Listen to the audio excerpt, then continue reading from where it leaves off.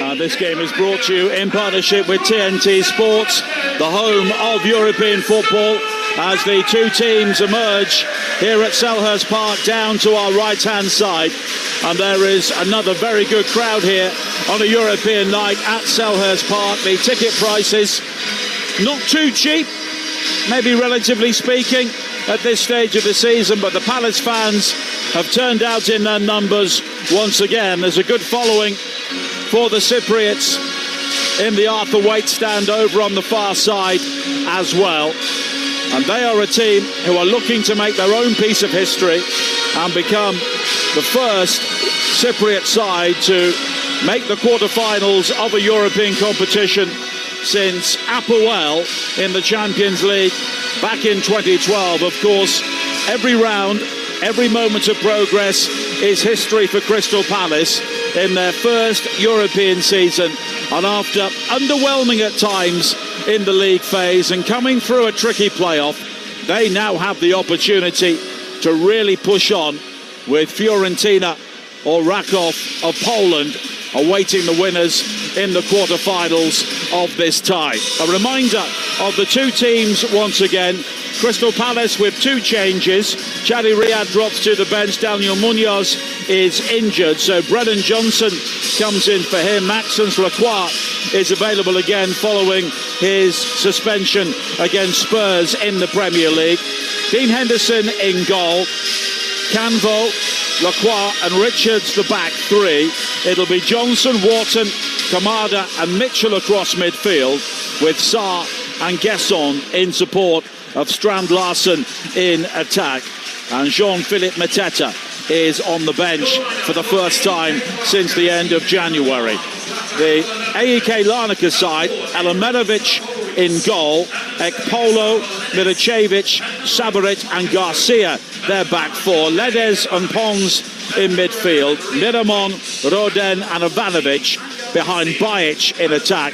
And Riyad Bajic, the Bosnian international, the player who scored the only goal here at Selhurst Park back on match day 2. But Darren Ambrose, you look down the ages of the AEK Larnaca starting lineup: 34, 30, 32, 33, 4 times, 36, 34, 31. They're all old men. Yes, and it's perhaps some of the last chance saloon for some of them, and that will give them more determination. And as you said, if they can beat Crystal Palace here and then take them to Cyprus and beat them there and go through to the what an achievement. We sat here last week where Zwinski lost the match here 2-0, and they was given a hero's welcome. Their supporters were absolutely delighted. That's what Crystal Palace is. That's the scout that Crystal Palace is. They need to believe in themselves, Crystal Palace, that they are this team. They are a fantastic Premier League side, an established Premier League side. The teams are going to come, they're going to sit back, play the low block, try and hit on the counter-attack like they did in the previous game at Selhurst Park where they won. But they have to come up with something, Crystal Palace. They have to come up with a solution to win this game, because that's what they need to. A reminder, over on Talksport at the moment, they'll be underway shortly at the City Ground.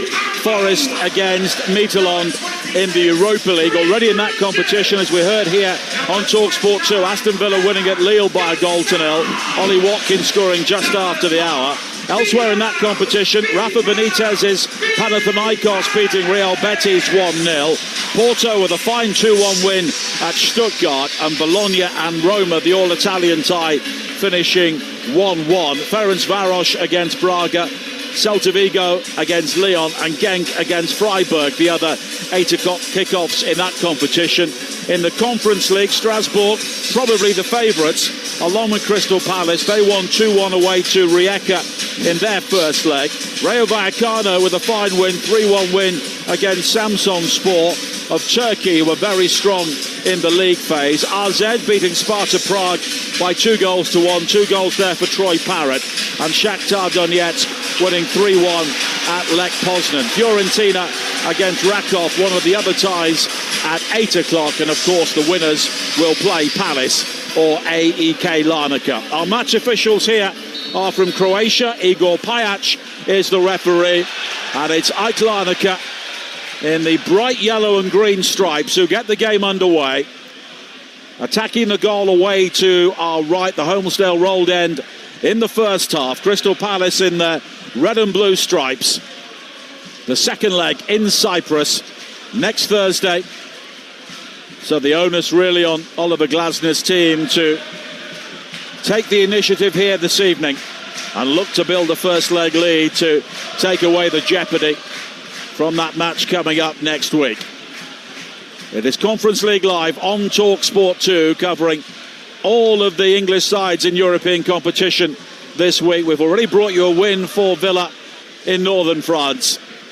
A big night at the City Ground over on Talksport, and a sizable occasion here in the wind and rain at Selhurst Park as well, as Palace look to come forward with Guesson coming in field from the right-hand side. He's bowled over on the edge of the penalty area, but the referee says no free kick, and Bajic will quickly chase a long ball forward for AEK, and he's done well to get that first ahead of Lacroix, but he was eventually crowded out on this near side, and it will be a throw-in for Crystal Palace. But I know Bajic didn't do too much with that one long ball, but that's the ball for them every time. Yeah, it certainly is. But, I mean, Guesson is asking the question to the official. There's a foul for me. Perry Pons went through the back of him, gave away the foul. But you can see already the official is going to let the play on for a little while and see what it comes from. But I think they'd have been disappointed if any opportunity arose from that after that clear foul.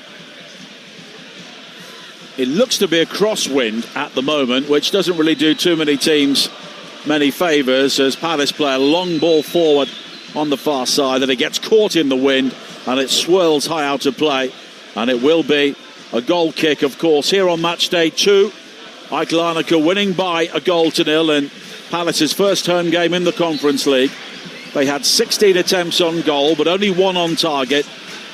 Jean-Philippe Mateta hit the crossbar, and AEK Larnaca had very few opportunities, but Bajic got the one that mattered, and he looks to rise with Wharton to duel for a high ball there, close to the halfway line, but Guesson will try and play it further wide, looking for Mitchell, but it's clipped straight out of play, and Godswill Ekpolo, the Nigerian fullback, will take a throw in here for AEK Larnaca. They are currently third in the Cypriot League, 8 points behind Omanoia, but their league is about to split into a championship round, so they are still in the thick of the title race, even though Imanol Idiakes, who was the coach when they won here, was sacked last week, and Javi Rosada, who is there in his chinos and his roll neck top on the edge of the technical area, he is the new coach. This is his first game this evening, but he's picked the same team, so difficult time for him as well. Yeah, it certainly is, and as you said, the previous coach was loved here. You know, he's taken them all this way. He's taken them to play in Crystal Palace in the round of 16, but you know, politics won in this situation in terms of football, and Rosada's got a huge opportunity to become a hero as well. Yeah, the president resigned after the club's ultras complained that the money that was being earned from this run wasn't being invested in the team enough. So the president and the sporting director, who's also Spanish, most of the team is Spanish, they've resigned, although the president is here tonight to support the team. Maybe it was part of his severance, who knows? Yeah. Private jet out here as well. Gambo plays it forward for Palace, and then it's worked wide by Wharton towards this near side. And now Cambo again, but again it's not a night to play that ball over the top, because it skews off the outside of his foot, gets caught in the wind and swirls straight out of play. Yeah, it's just a lack of communication. Daichi Kamada was making the run initially, but he held on to it a little bit too long, Janie Cambo. And when he played it, Kamada had already on his way back. Kamada actually held his hands up as if it was the right ball, but as you said, the conditions are a real equaliser to this match in terms of Palace are a lot better in terms of quality, but you can see by some of the shirts, it's so windy out there, they're going everywhere.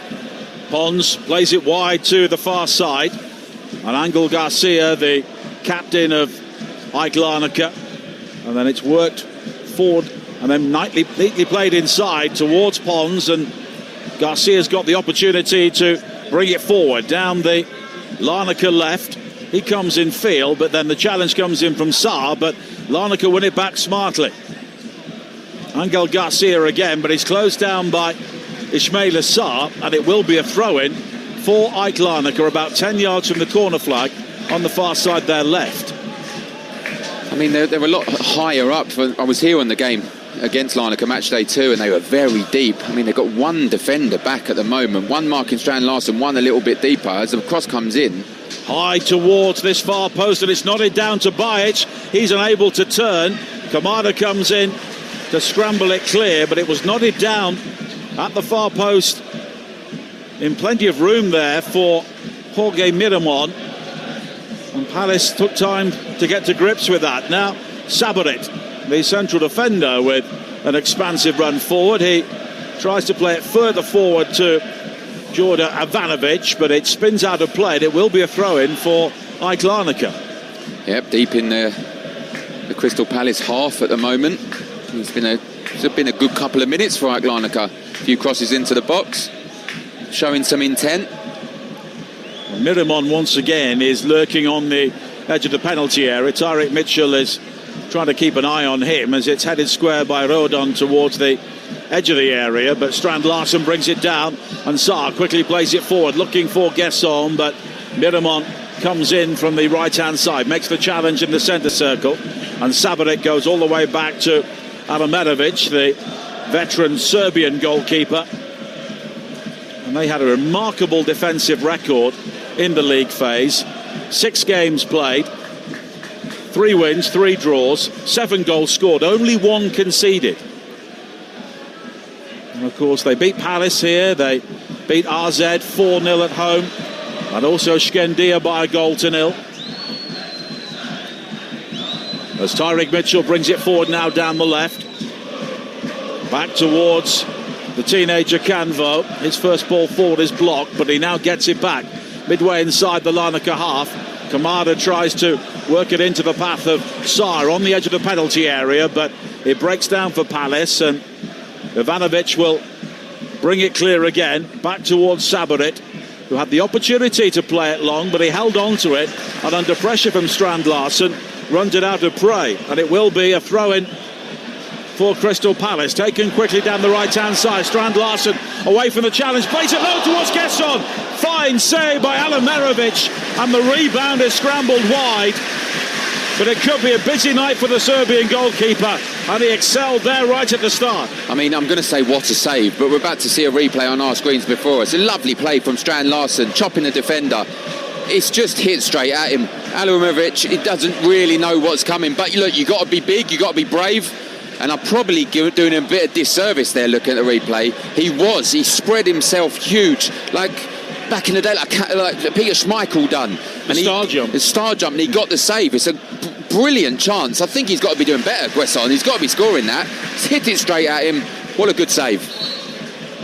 Well, Guesson has 3 goals in Europe so far. Also got the winning goal here against Wolves, which felt like a big win. It was only 1-0 in the last minute, but on that day it was pretty toxic around Selhurst Park. They missed a penalty as well, didn't they, Wolves? And since then things have got better. Yep. Like I said, missed a penalty, Wolves, and since then Guesson come on, and he's made a real impact since arriving. Guesson, I really like him.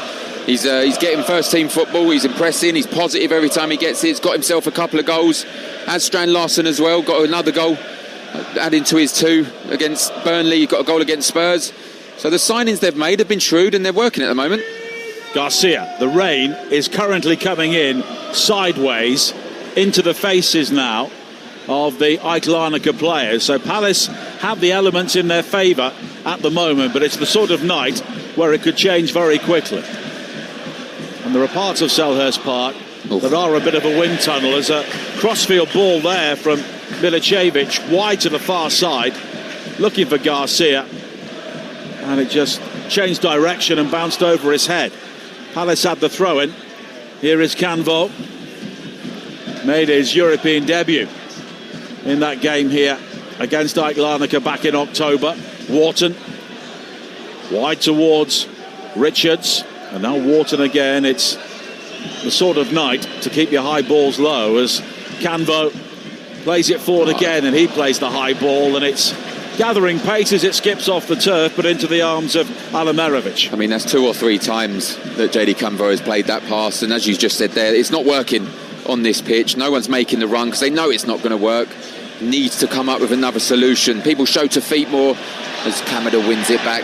Really good hassling. Now Kamada in towards Strand Larsen. Right foot shot from him, but he was off balance as he hit it, and Alamirovic is able to make a comfortable save. Yeah, it was comfortable as well. He was off balance, as you said. Kamada wins the ball back really well, finds the feet of Strand Larsen. Good defending, Milivojevic at the time. Just done enough to put him off, and a comfortable save in the end, as you said, from Alamirovic in the goal for Larnaca. Nearly 11 minutes played here on Talksport 2. Palace 0, AEK Larnaca 0, as Lacroix spins and turns to hammer the ball forward in a defensive area for Crystal Palace. And now they have it back with Canvo. The first goal of the evening kickoffs has gone in the Conference League. AEK Athens lead at Chelia by a goal to nil. Barnabas Varga, who scored plenty of goals for Robbie Keane's Ferencvaros in the league phase of the Europa League. He has scored the opening goal there. No goals between Fiorentina and Rakov. The tie which has been paired with this one as far as the quarter-finals are concerned, and no goals either over on Talksport, where Nottingham Forest are playing Midtjylland in the Europa League. And we've got more live football coming up tomorrow night on Talksport. Big game as well at the racecourse. Wrexham losing at home to Hull on Tuesday in the Championship. They play Swansea. John Dunn and Mickey Gray will be alongside Hugh Wozencroft for that game. And then on Saturday, Middlesbrough beaten by Charlton on Tuesday night. They're at home to Bristol City. Adam Bridge and Chris Awelimo will bring you that game with Natalie Sawyer. 12:30 on Saturday, followed by West Brom against Hull. A big game at both ends of the table with Ian Danta and Perry Groves. The Premier League commentary on Saturday is at 8 o'clock. West Ham against Manchester City with Reshman, Joe Shannon and Dean Ashton.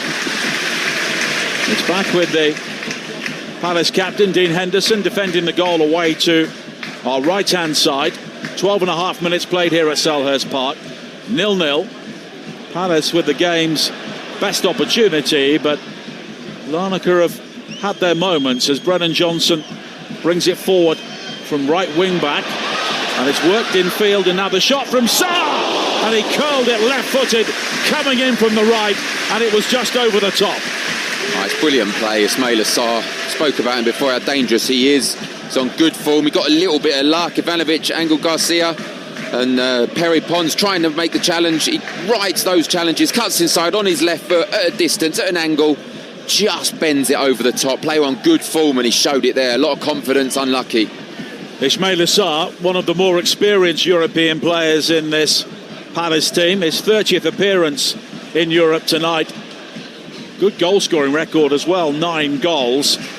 Daichi Kamada has now over 50 European appearances. Of course, he was part of the Frankfurt team under Oliver Glasner that won the Europa League 4 years ago when they beat Rangers in the final, having knocked out West Ham in the semi-finals.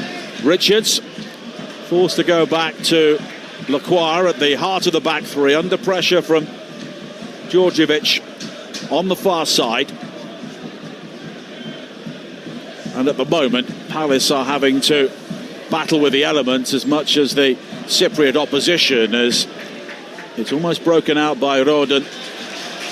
But now Gesson can bring it forward down the left, looking for Mitchell on the overlap, but Ekpolo will shepherd that ball out of play, and it will be a goal kick. 14 minutes played. Palace are the better side, but I wouldn't say they're entirely comfortable, because the way this game is, you really can't be. No, of course, there's been a few stray passes. JD Camvo has been guilty of them. Adam Wharton's had a couple, which is unusual for him. And Gresson just there.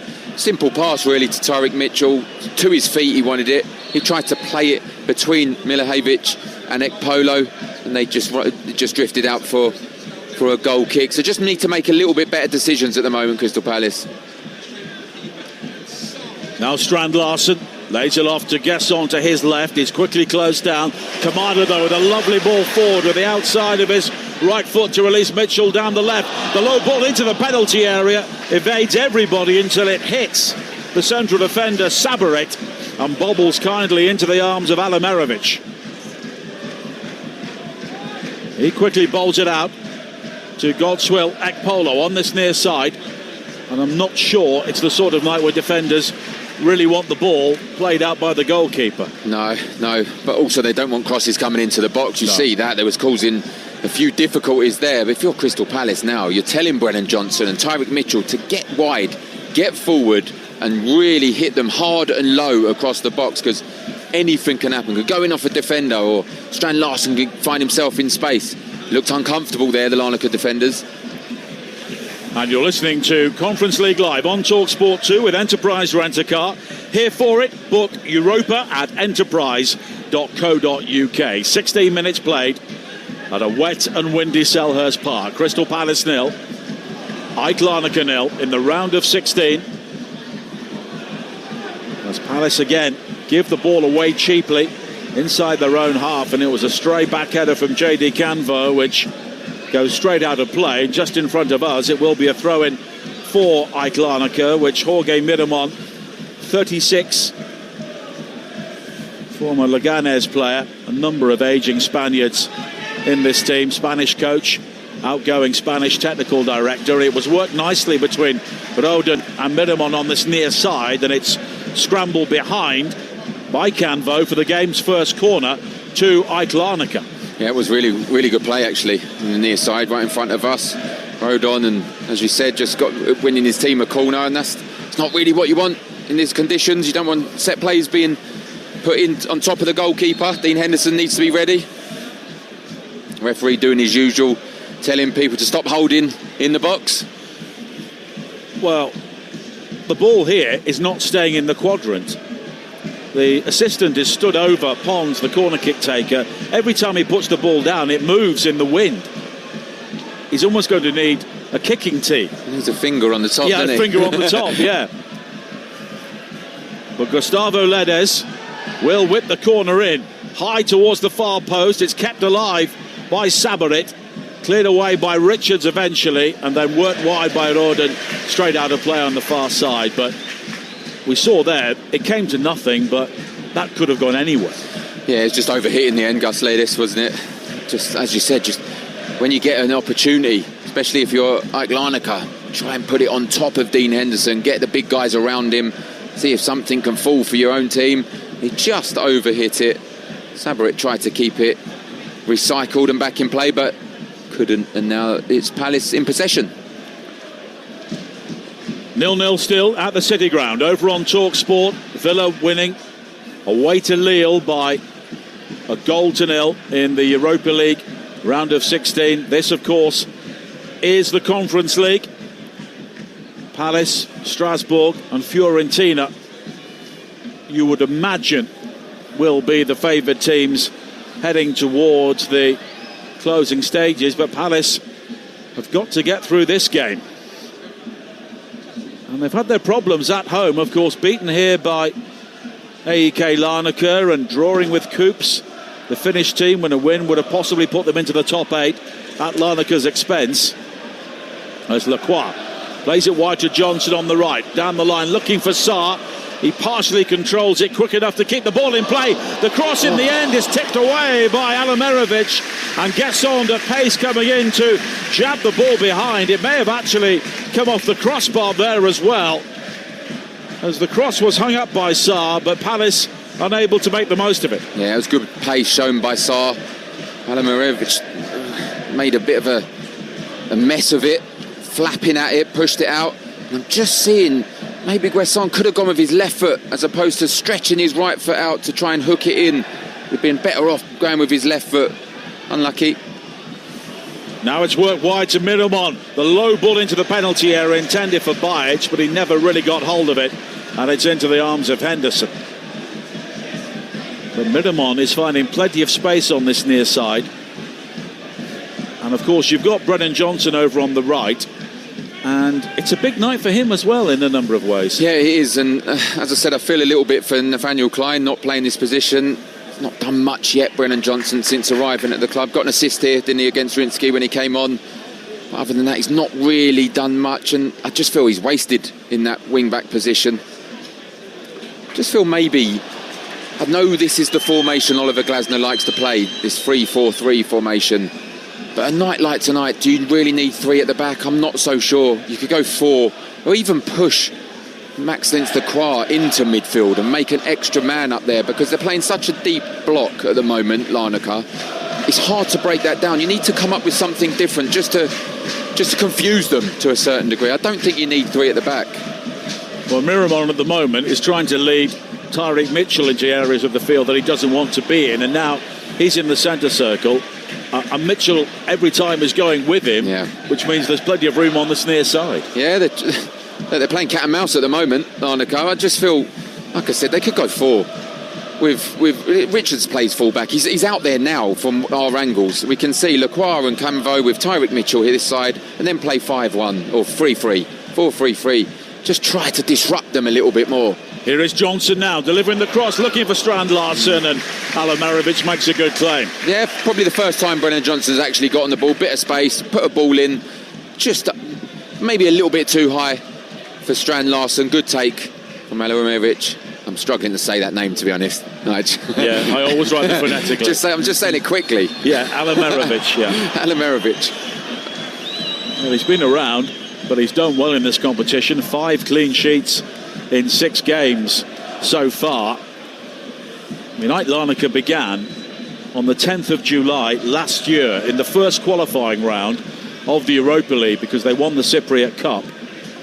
They played 8 ties in that competition. They lost out to Brann in the knockout phase. So already this is their 15th European game of the season, which began 7 months ago. I mean, they'd have had a couple more if the fixture previously was a Palace win. It was that victory that actually put them into the top 8, into 8th position, and Palace ended up in 10th, 2 points behind them. Yeah, I mean, I remember watching that Coups game, and it was a careless night from Palace, but that was the stage of the season where it was all starting to unravel for them, wasn't it? With 3 points in 9 games when they fell away from the top 4 towards the bottom 6. Yep. But things have been steadied recently. Wharton on and off the field. Wharton, though, wanted a free kick following the challenge, doesn't get it. Bajic works it wide to this near side. And now Ivanovic. Once again, Lacroix is drawn out into the wide area. Back to Miramon. And we've spoken about the age of the vast bulk of this team, but there is plenty of experience. They are wily campaigners, and while they're playing in the Cypriot League, a number of them have played a good deal higher. And what they've done previously in this competition is deserving of respect. And you only need to look at Bodo Glimt in the Champions League. It doesn't matter who they are or what you think they are. I agree. We see that in the last game. See that with Coups. It's a team that they should be beating, Crystal Palace, but at the moment they're not. It's fairly even. Yeah, Wharton's got a free kick there, challenged by Ivanovic on the halfway line, and I think Adam Wharton believes that was long overdue. The applause you can hear is for 1 or 2 of the Palace replacements who are warming up, including Jean-Philippe Mateta, and Glasner was very cautious about how much he could play this evening. But I'm sure if it's 0-0 with 15 minutes to play, he'll be on. Yep, they'll need to use him, won't they? Strand Larsen puts a shift in, works really hard. If they need goals, Philippe Mateta is the one to get them. And Strand Larsen is one of the players carrying a yellow card into this game as well. So if he's booked here tonight, he wouldn't play in the second leg anyway. But at the moment, Larnaca are very deep, camped out on the edge of their own penalty area, so plenty of room and time for Richards to play it wide to Johnson on the right, back towards Richards again, and now Wharton, it's clipped high, headed down by Guesson, but everybody had been sucked towards the penalty spot. Guesson knocks it towards the far post, and it's cleared away by Angel Garcia. And now the potential for a counter-attack on the halfway line, but it doesn't quite come off for Larnaca. Pons was denied. And Palace have it back again. This game being brought to you in partnership with TNT Sports, the home of European football. 25 minutes played here on Talksport 2. Crystal Palace 0, AEK Larnaca 0. And only one real clear-cut chance for Palace so far. The snapshot from Evan Gesson, which was blocked by Zlatan Alimarovic. And this team, which has seen so much churn and change off the field in the last week, AEK Larnaca have just come out here and done what they've done previously in this competition, setting up with the low block and setting the opposition the challenge of breaking them down. Yeah, they've done exactly the same when they beat Crystal Palace 1-0. And I remember saying at half-time, they can't keep up this work rate for the whole game, and they did, and they can, and that's what Crystal Palace need to be aware of. Canvo wide towards this near side. Strand Larsen will try and keep it alive, but Miramon comes in with a challenge on Mitchell. It's lofted high towards Bajic, who does well to win the header under pressure from Canvo, but Palace will clear. But now it's worked wide by Pons towards the far side, and Garcia cleverly evaded the challenge and clips it wide towards Pons again. And now back to Sabarit on the halfway line. Wharton gets a boot in, but briefly AEK Larnaca have the ball back, but Palace do have a throw in on the far side. I'm looking down at the technical areas. Harry Rosard, as you said, his first game. He's very animated. You may feel there's an opportunity here. And same to be said for Oliver Glasner. He likes to turn around and talk to his staff. Paddy McCarthy, former teammate of mine, in the dugout as well. Gets very frustrated when they're not doing what he wants them to. Paddy McCarthy played alongside Darren when Palace drew that famous game at Hillsborough. Yes. 2-2 back in 2010. One of my favourite games, that was, in my whole career. I was there, yeah. I remember you scoring the goal that effectively kept Palace up. But my abiding memory of the day is Clint Hill being chased off the field by the Sheffield Wednesday fan. Yeah. If they'd known who Clint Hill was, they wouldn't have been chasing him. We said that. I felt more for the Sheffield Wednesday fans than I did for Clint Hill. We've got Paddy McCarthy, key part of the backroom team here as well. And there is going to be a change here. And it's one of the players who's shown up well for AEK Larnaca so far, Jorge Miramon. But he is coming off, and Petros Ioannou is coming on. Well, Miramon has been playing the right-hand side of midfield. Ioannou, a Cypriot international, is more of a right-back.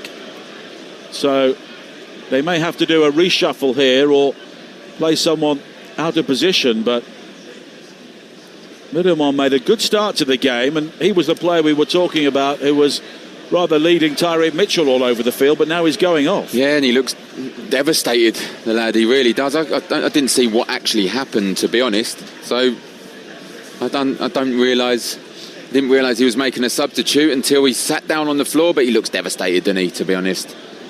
It's a big loss for them because he was playing really well. He was frustrating Tyreek Mitchell. It's an opportunity for Tyreek Mitchell now. Well, Tyreek Mitchell will effectively be up against two right-backs now, Godswill Akpolo and Petros Ioannou, who is coming on.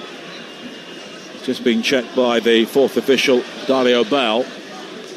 And it looks like Ioannou will be coming in on the right-hand side of midfield. And real disappointment there for Jorge Miramon. Word of consolation from Javier Rosada, the coach, as Palace win it back by the corner flag on this near side. Canvo sidestepping a challenge, finding Wharton, low ball in, looking for Saar, but it's guided away by Sabarit. But here is Richards on the halfway line, lays it wide to Gesson. Mitchell is the furthest player forward on the left. Now Kamada back towards Cambo again, and Palace are seeing a lot of the ball in this area around halfway, but now Richards looking to carry the thrust forward, but his pass into the area was behind Strand Larsen, and Sabarit, who's had a fine game so far, the central defender, brings it clear, but then the ball in field is poor, and now Wharton finding Gesson on the edge of the penalty area. Back towards Wharton again. He goes down under the challenge of Sabarit, appeals for a penalty, but the referee unmoved. Yeah, I don't think it was a penalty. I think he just blindsided him. He took the ball first. There's no real complaints from Adam Wharton. I thought initially was putting his whistle to his mouth, the official, but he wasn't. He was pointing at the ball, saying he's won the ball, play on. I think he got that right. Still 0-0 at the City Ground, over on Talksport in the Europa League between Forest and Midtjylland. In the Europa League, Celta Vigo lead Lyon by 1-0, and Genk are also a goal up against Freiburg. It's still 0-0 as well between Fiorentina and Rakov in the tie between two clubs who could be facing Crystal Palace in the quarter-finals. Now Johnson coming forward again in towards Kamada.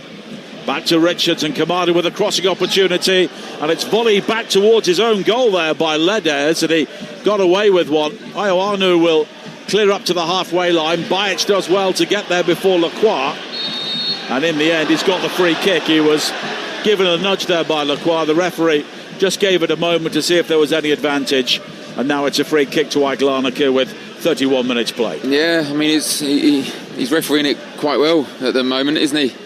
Igor Pajic, is that how you pronounce that? Yep. Igor Pajic, he's refereeing it really well. He's letting game flow at the moment. He's seen if there was an advantage. There wasn't. It was a clear foul.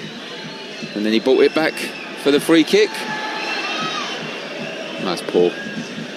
Well, it's lofted forward, but the wind has actually kept the ball in play. Ionanu's got there first before Mitchell, but under pressure from the wing-back, can only put it behind. It was poor, but then the wind got hold of it. I knew he was going to do that. That's what I said poor.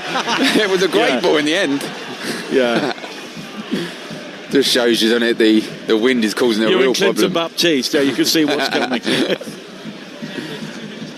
But that just gives you an indication of how windy it is. It was an overhit free kick that suddenly could have turned into something. Now Mitchell down this left-hand side. Back towards Kamada.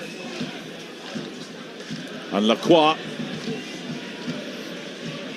Now Richards further wide to Johnson, who comes in field again. Wharton is seeing plenty of the ball now around the AEK Larnaca penalty area. The ball in, though, is blocked at the near post by Sabarit, cleared away by Ivanovic, and then just hammered forward in the general direction of Riyad Bajic, but he won't get anywhere near that.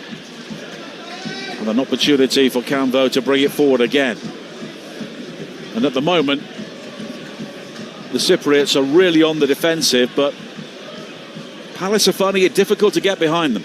Yeah, they did. They did before when they lost this game. I know I keep bringing it up, but I thought they'd learn from their mistakes and maybe use the width a little bit more, as we said, put crosses in. But we need to talk. Well, we need to mention the weather again. It is an equaliser in this match. It's good play now, though.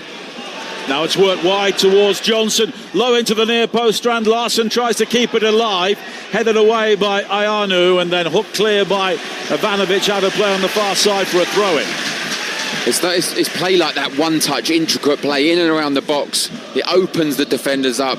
If it's quick and if the passing's quick and the movement's quick, the defenders don't really know how to handle that. When you're at a little bit of a lesser level, which they are, Larnaca, they couldn't handle it. They need to do more of that, Crystal Palace. Chris Richards is winding up for the long throw in front of the AEK Larnaca fans on the far side, who've travelled in decent numbers here this evening from Cyprus and maybe other parts of London as well. Back towards Richards, and now Mitchell with a crossing chance, comes in field onto the left foot, high towards Sarr, and it was a good defensive header behind from Ioanu, and it will be a corner kick to Palace. Yeah, that was brilliant defending at the back post. Ioanu's just come on, deep cross from Richards. Ismail Assar's on his own at the back post, just about to head it back across, and Ioanu's there to head one just over him for a corner. Brennan Johnson will take it. It will be an in-swinger, which in these conditions could be a real test. 10 minutes before half-time. And again, the ball rolls out of the quadrant. So Johnson will have to just respot here. And there is a lot going on inside that 6-yard area. Plenty of pushing and pulling in front of Alimirovic. And the referee is keeping an eye on it, and then he says, look, I'll have a word with you, then I'll turn my back and you can carry on. Yeah, I mean, he's handling it quite well at the moment, because as I'm looking on my screen, JD Convo's involved, and it's Pierre Pons trying to hold him off. It's Pierre Pons, and he's not just holding him off, he's pushing him, actively pushing him away from the goalkeeper. If the ball's in play there's an argument that's a penalty, so he's doing well at the moment, the official. Johnson will try and take the corner kick again here. Swirls it very, very deep. Richards does well to keep it alive, and it's scrambled behind at the near post, and it's another corner kick. And the final touch was off Marcus Rodin there. And you could see the fear in the eyes of the AEK Larnaca players there as that ball was moving all over the place. And now Wharton will deliver the corner kick from the far side, as the rain sheets down once again here at Selhurst Park. Wharton's delivery in towards that near post, fisted away by Alimirovic. Doesn't really get the distance. Ivanovic is underneath it. Richards tries to keep it alive. It's all the way back to the halfway line, where Mitchell will play the back pass towards Henderson. And it was firmly hit, but Henderson dealt with it well outside his penalty area. Quickly hammers it downfield, and Sabarit gets in before Strand Larsen to hook the ball away. And now the potential for a counter-attack on the far side for AEK Larnaca, but Per Pons runs into the considerable figure of Chris Richards, and it's only a throw-in for the Cypriots. Yeah, it was a throw-in for Crystal Palace, but the corner from Adam Wharton, that's the best corner of the day. Hit it with real pace, whipped it and dipped it in front of the goalkeeper, and he done well in the end, Alimirovic. Well done. 8 minutes to play in the first half. And when I arrived at Selhurst Park tonight, and you saw the conditions, you felt the conditions, you thought this could be a tricky game for Palace, and that's how it's turning out. Yeah, it certainly has. 0-0. There's Canvo now, just inside the AEK Larnaca half. Finding Guesson. Guesson will come in field, clip high to Strand Larsen. Ekpolo, though, will head the ball away. And now Ivanovic, but he's lost out to Guesson. Working hard, he's gone beyond 2 challenges, and then a third up towards the edge of the area, but he then heads into a cul-de-sac, and Ivanovic will try and bring it clear here for AEK Larnaca. A good ball in field from him, and then further on to Bajic, who was on his own down the left, looking for support. Ayanu rather underlaps for him, but he really needed the support on the outside. Bajic goes down. The referee had the whistle in his mouth, doesn't give a free kick. Palace tried to bring it forward. Now Ekpolo does go down. His shirt was being pulled by Strand Larsen, and it's a free kick for AEK Larnaca. I'm loving this referee, by the way. Igor Bajic. Brilliant. Someone went to question him. I think it was Marcus Rodon. He put his hand straight in his pocket as if, I'll book you. And he didn't go near him. Look, he's making all the right calls at the moment. It might come back to bite me saying that, but he's making all the right calls. What I have noticed, though, and keep an eye on it, Nige, Avi Rasada is doing what can only be described as shuttle runs in his technical area every time the ball's played upfield and back. He's moving with play. It's brilliant to watch. Yes. Athens now 3 goals up away to Chelsea in their first leg. No goals elsewhere in the Conference League late kickoffs. Ferencvaros now lead Braga by 1-0 in the Europa League. The only game without a goal in that competition is at the City Ground over on Talksport, where it's 0-0 between Forest and Midtjylland. Now Wharton plays it wide to the far side again, and Brennan Johnson's got the opportunity to fire it in low, but Sabarit again with a timely challenge on the edge of the penalty area. Then Ivanovic turns away initially from Richards, and there was a late challenge there on Ivanovic, and the yellow card will be shown to Adam Wharton. I think it was a challenge born of frustration, because Palace gave the ball away there. in a dangerous area, and Wharton rather leaving plenty on Ivanovic, and deserves the yellow card. Yeah, he did. I'm not sure how much connection he made with the play. There wasn't much in it, to be honest. It's a yellow card. It's a poor challenge, the late challenge from Adam Wharton. There weren't much intent in it, but it doesn't have to be intent, does it? As I said, Igor Pajic has had a fantastic game at the moment. Well, first yellow card 5 minutes before half-time. And at the moment, Crystal Palace maybe just need the break to try and regroup here, because they've tried one or two things. They've had the game's opportunities, but it's still 0-0. It's moments, isn't it? If that goes in from Guesson, it's a different game. Yeah, absolutely. Now a good run into the penalty area on the far side, but it's given away by Mike Larnaca quickly until it's hammered forward from Sabarit from the halfway line, looking for the run forward of Angel Garcia, but he was offside, and it will be a free kick. Palace with 67% possession so far, 5 shots, 2 on target. Larnaca 33% possession, no shots. Yeah, that seems about right, doesn't it? And it was similar to the first game, particularly in the first half, and then they came out second half and scored a goal against the run of play, Bajic, and then they just defended their lead. And I'm sure they will settle for something similar here. But now Brennan Johnson brings it forward again. The right wing back this evening, with Daniel Munoz unavailable with that shoulder injury. It's a big miss, Daniel Munoz. He just gives them balance. That's not against Brennan Johnson. He's not a wing back, Brennan Johnson, and Daniel Munoz, as you said, gives you that balance, and he's got energy to burn. He gets up and down. He's a goal threat as well. Now Saar.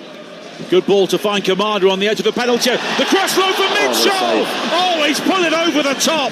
It was a brilliant save from Alamirovic in the end. Mitchell, 6 yards out, got to the ball before the goalkeeper, but somehow he got enough on that to turn it over the top. It's a brilliant save. Alamirovic, absolutely outstanding. Said he didn't know much about the Guesson one. He certainly did there. The shot for Kamada just deflected. Tyrick Mitchell on his own at the back post, arriving, and he's dived across his goal, made himself big again, star jumped and kept it out for a corner. Brilliant save, kept his team in it again.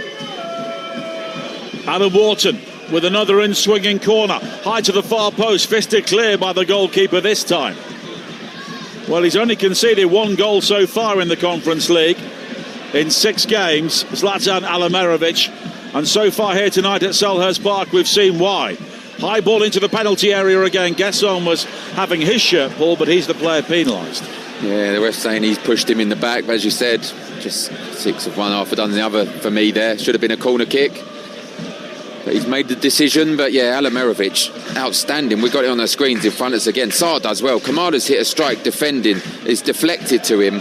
It's a brilliant save. When you think he's just going to tap it into the empty net, he's dived across the goal and kept it out. Could be 2-0 if it wasn't for the goalkeeper. As it is, 0-0 with 90 seconds to play in the first half here at Selhurst Park on Talksport 2. And at the moment, just feel that on the counter-attack, Ike Larnaca could offer something here. They've got a throw-in now, level with the edge of the Palace penalty area. Palace are not playing badly by any means. They're making all of the running in this game. They've had all of the opportunities. Maybe a set play wins this for Crystal Palace, or someone shooting from distance. They're trying to force it in the box. I know I said go wide, but sometimes just put your foot through it from 20 yards. I mean, it would take something special at the moment to beat Alamirovic in the goal. Well, it was swept forward there by the central defender Milicevic, looking for the run on the far side of Garcia, but it's overhit, but it's out of play. And the coach, Javi Rosada, has not stopped talking, not stopped gesticulating the entire 45 minutes. Dressed the part as well, isn't he? He is. His beige trousers, look. Beige trousers, white trainers. $1 million. Dark jumper. Shiny shaved head. I mean, he looks like the sort of manager who, if you're not playing well, you don't want to be in the dressing room at half-time. Exactly. Well, there will be just a single minute of added time at the end of the first half here. We've not had either medical team on. We'll be looking back on the Champions League week for the English clubs coming up during half-time, so a good deal to get our teeth into there as it's played forward again up towards the halfway line. Ismail Assar, though, is beaten to it by Enric Sabarit, who has had an excellent game at the heart of the AEK Larnaca defence. And now Kamada finding Wharton around the corner from him, and Richards can bring it forward now. Wide towards Johnson. Johnson will take on Garcia, drifting in across, which is onto the head of Roden. And Richards will try and win it back. It's nodded in field from him and then cleared away, but recovered by Brennan Johnson. A crossfield ball is gathered by Mitchell. Palace all a bit narrow at the moment, though, because Mitchell is well in field, and before Palace can build anything, the half-time whistle has gone. One or two grumbles from the home supporters because it is 0-0. Palace have had the vast bulk of the possession, all of the game's clear-cut opportunities, but Zlatan Alamerovic has made two fine saves to keep out Evan Gerson and notably Tyrick Mitchell close to half-time. The Cypriots have not had a shot at all, but I don't think they'll be too bothered about that. Absolutely not. I keep mentioning it, it's identical to the game they won here at Selhurst Park. They come out the second half, hit on the counter-attack. Bajic scored a fantastic goal from a mistake from JD Camvo, and they defended the lead. And look, they'll be looking to do exactly the same. That will be the conversation in there. We've been here before, but so's Crystal Palace. They need to do more. They do. Shoot from distance is too safe at the moment. You know, get balls into the box, not floaty ones. Brennan Johnson had one at the end, a floaty ball into the box. Hit them hard and low. Try and, in these conditions, anything can happen. It's just all too safe at the moment, and they need to do something about that. Maybe it's from the substitutes bench. Well, Mateta, could he be the option? Absolutely. Look, when you need a goal, yes, he's had his issues here. He's wanted to leave, but they need a goal. Yomi Pino, he needs a performance, by the way. He really does. There's players there that need a performance, and I think changes are going to be made. The substitutes have not gone in. They normally go in. They're all out of here now, warming up. So maybe we might see one at half-time. If not, the first 10 minutes, we're going to see changes. Many thanks to Darren Ambrose. More from him coming up during half-time and in the second half. You're listening to the Conference League live on Talksport 2 with Enterprise Rent-A-Car. Here for it, book Europa at enterprise.co.uk. And after the break, we have the second half coming up live of Crystal Palace against AEK Larnaca. Your live sports station. Oh, what a move. This is Talksport 2. Conference League live on Talksport 2 with Enterprise Rent-A-Car. Here for it. Book now at enterprise.co.uk. My beans have been to Mexico. They once went to Peru. My beans, they flew to Portugal, then went to Tuvalu. My beans were with me in Italy, then came with me to Greece. I slurped their sauce on Spanish shores. I nibbled them in Nice. My Heinz beans have seen the world. They've travelled far and wide because they are, as we all know, too good to leave behind. Okay, let me stop you there, sir. You still have to check them into the hold. Oh, all right then. Honestly. Beans means Heinz. Trojan knows that to be the best, you need to feel your best. So right now, get up to 50% off new performance workwear. We've drilled down the price on comfort fit jackets, hoodies and body warmers. We've cut the cost of breathable tees, durable joggers, stretch holster trousers and shorts. And we've made slip-resistant safety boots a shoe-in for value. Enough of the gags, mate. All right. If you want to level up your game in style with quality gear for less, head to your Arco store or visit arco.co.uk. Trojan, engineered to perform. Offer on selected lines. Chicken dip has just landed at Domino's. Succulent tenders, wings and boneless bites, but that's not all. There are 9 dips to choose from, which begs the question, is it chicken with dips on the side or dips with chicken on the side? Dip into a world of flavour with chicken dip new from Domino's. Domino! subject to availability. Get 3 months half price when you switch to an unlimited SIM with 3. That means quick streaming, faster downloads, and more money to spend on the things you love. Join the UK's fastest 5G network and get your unlimited SIM today. Buy now in store or c3.co.uk. Unlimited 24-month light plan. Proof of switching required. Based on Ookla speed test intelligence data 2H 2025. All rights reserved. Subject to credit checks and terms. We all love a good meal, but there's no feeling quite like cooking one. Whether it's everyone at yours for a Sunday roast or after-school sausage and mash. Quick, simple, gone in minutes. One thing brings it all together. Ah, Bisto. The original gravy. Rich, smooth, and unmistakable since 1908. When the gravy makes the dish, make the gravy. Ah, Bisto. Talksport 2 is your dynamic destination for all the latest sporting action. Featuring live commentary of all the biggest events, including football, PGA golf, horse racing, Premiership rugby, cricket, boxing, and all the big-hitting drama of the NFL. Touchdown! Plus, Talksport 2's official betting partner, William Hill, is always on hand with the insight and in-depth analysis you need. Talksport 2 with official betting partner, William Hill. 18+, gambleaware.org. Online, on DAB+, and on the app. This is Talksport 2. Hey, boyo, it's a flashy Friday night of tidy championship football on Talksport 2. Wrexham face Swansea City, how about it? Floodlights on from 7.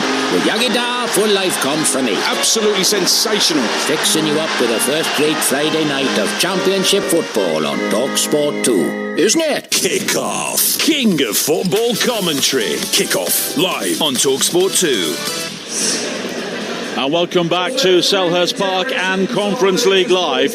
And in the round of 16 first leg, 0-0 at half-time between Crystal Palace and AEK Athens. Full second half commentary coming up shortly. Elsewhere in the Europa League tonight, we brought you commentary earlier on Talksport 2. Aston Villa winning 1-0 at Lille. Ollie Watkins scoring the only goal just after the hour mark. In the early kick-offs, Panathinaikos also beat Real Betis 1-0. Porto won 2-1 at VfB Stuttgart, and it was 1-1 in the all-Italian tie between Bologna and Roma. At half-time in the later kick-offs, Ferencváros lead Braga 1-0. Celta Vigo 1, Lyon 0. Genk 1, Freiburg 0, and it's 0-0 over on Talksport in the commentary game from the City Ground between Forest and Midtjylland. In the Conference League, the full times from earlier: Rijeka 1, Strasbourg 2, Samsunspor 1, Rayo Vallecano 3, AZ 2, Sparta Praha 1, and it's Lech Poznan 1, Shakhtar Donetsk 3. Half-time in the later games, the only match with a goal is the one between Chelsea and AEK Athens, and the Greeks lead by 3-0 at half-time. Of course, we're coming towards the end of a busy European week here on Talksport, and here's how it sounded so far.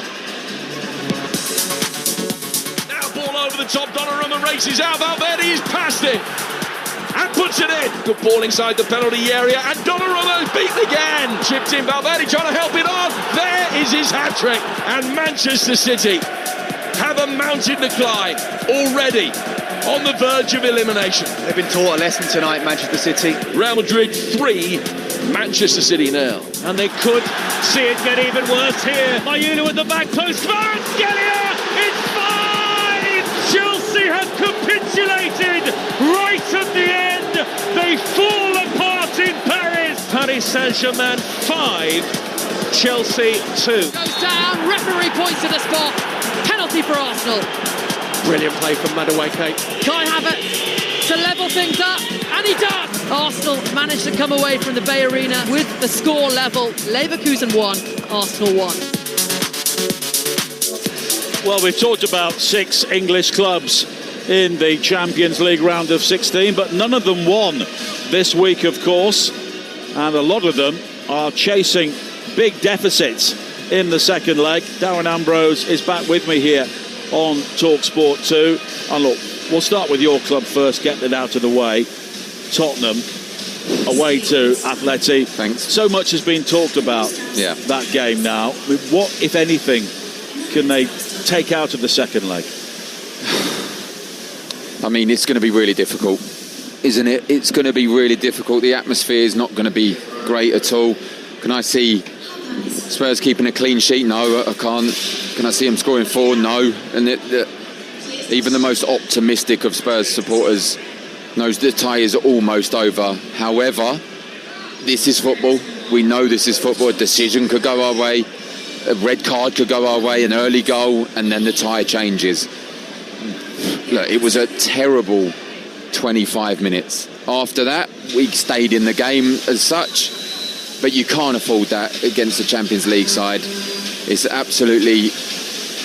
It was terrible what happened in that first 25 minutes. I was on commentary doing another game at the time, and I see it coming through and put me off my comms, to be honest, Nigel. I'm not going to lie. But look, as I said, it's football. Anything can happen, but it's going to take a miracle, in my opinion. And looking at the other clubs who've got 3-goal deficits, we'll look at Manchester City in a minute, but Chelsea, we talk about goalkeeping errors in the Tottenham game. That game turned on a goalkeeping error when they were in the game. Yeah, it did. And at 2-2, you think it's an unbelievable result for Chelsea. It makes a goalkeeper, Jorgensen makes an error. It's 3-2. You still think you're in the game. Stay like this. To capitulate like they did, it was the opposite to Spurs, really, wasn't it? The first 20 minutes of Spurs was awful. The last 20 minutes of Chelsea was awful. And look, again, can I see them keeping a clean sheet? No, Chelsea will not keep a clean sheet against PSG. So that tie is almost over as well. And look, all the ties, I know we're going to talk about Manchester City. It's all well and good talking about how good the Premier League is. It's all well and good talking about all 6 sides are through to the round of 16. We'll be lucky to get 1 through to the next round. That's not good enough. And people were saying, it's the best league in Europe, the best league in the world. Now, this morning, the teams are tired. Yeah, I don't buy that, to be honest. The way they travel, look, they're not going by budget airlines. They're not. They are travelling luxury wherever they go. They are fed everything they need. They are, what they put into their body is better than anyone realises. The sports science behind it. It's not tired. It's excuses. You can't perform if they all win. They're not tired this morning, by the way. That doesn't come out they're tired. It's these big European teams. Look, we expect Crystal Palace to go far in this tournament. It's not working out at the moment. We expect Aston Villa to go far. We expect Nottingham Forest to go far. But when you get to that pinnacle, which is the Champions League, these big teams, PSG, Real Madrid, Atletico Madrid in that, not even mention Bayern Munich, by the way, they turn it on. And to a certain degree, they're showing the Premier League up at the moment. It may change. Hopefully it does. But I'm struggling to see 2 teams going through to the quarterfinal. Never mind more than that. And Manchester City,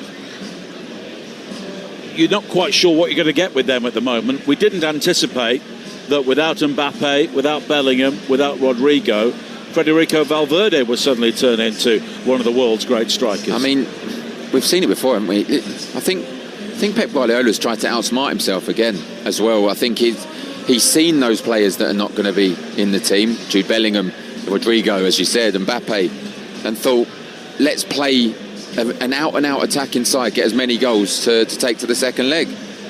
In all honesty, apart from the goals, I thought it was a fairly even match. I didn't think Manchester City were too bad, but as you said, Valverde turned into Messi, didn't he? That third goal, when he's flicked it over Gueye on running and volleyed it in, outstanding goal. And no one expected that. I didn't expect to see 3-0 against Manchester City, but out of everyone, because it's Pep Guardiola, they're the only team that I think they've got a higher percentage of turning that tie around. Yeah, they could be 2-0 down with 20 minutes to go and they're in the game, aren't Agreed, they? yes. This Pep Guardiola, he'll learn from his mistakes, but you're playing against Real Madrid. This is their trophy. This is their trophy. Their name is always on it. They're always one of the favourites. It'll be extremely difficult to see any of those go through. More from Darren coming up in a moment, but before the second half gets underway, let's get the latest odds with William Hill. In the Zone on Talksport 2 with William Hill. 18 plus, gambleaware.org. Well, Crystal Palace are 11-4 on to win this game. The draw is 12-5. AEK Larnaca are 12-1. Ismail Assar over one shot on target is now 10-3. Jorgen Strand Larsen to score first is 4-1. Palace to win, AEK Larnaca most cards and Palace most corners. That is currently 5-1. All those odds brought to you by William Hill. You can get 2 epic booths every day of the Cheltenham Festival. Singles only. T's and C's apply. 18 plus. Gambleaware.org. In the Zone on Talksport 2 with William Hill. 18 plus, gambleaware.org. And it's Gold Cup Day at the Cheltenham Festival tomorrow. Harry Redknapp's the Jukebox Man, one of the favourites. You can hear all the action on the Talksport network from 6 a.m. on breakfast. H&J live from the course to bring you the first 5 races, including the Gold Cup at 4. Talksport 2's Racing Live brings you in-depth coverage of all 7 races from 1 o'clock. And you can listen to all of the shows via the Talksport app, where you can swipe between Talksport and Talksport 2. And the latest episode of How to Win the World Cup is now live. Matt Ford and Lloyd Griffith speak to former Premier League referee Mark Clattenburg about what it's like to referee the biggest games in world football and why officiating in the World Cup is often very different to the Premier League. Available now wherever you get your podcasts. Both teams out for the second half here at Selhurst Park. Of course, AEK Larnaca were forced into a change early on, but there don't look to have been any other changes made so far for the second half. And it's Crystal Palace in their red and blue stripes who get the second half underway, playing towards the Holmesdale Road end, away to our right-hand side. 0-0 against AEK Larnaca in their bright yellow and green stripes.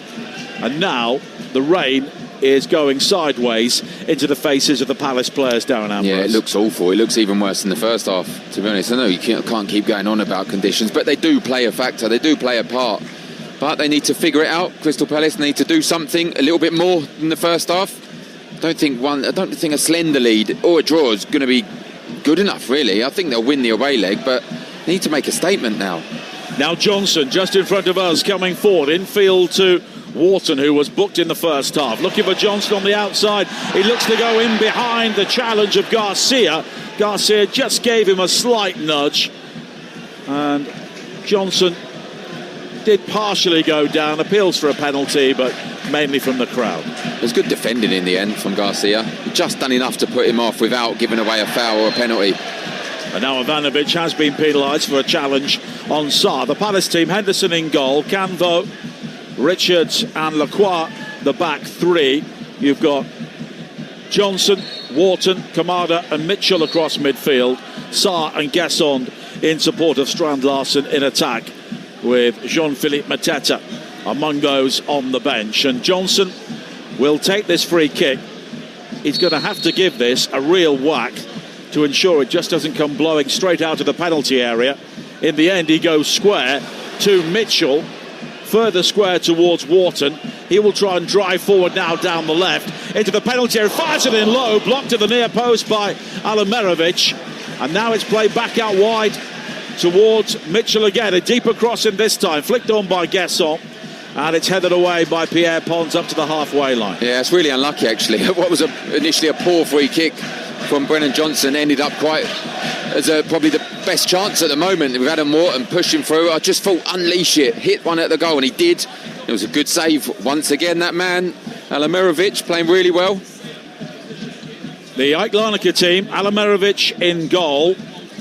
They had to make a change in the first half with Ianu coming on.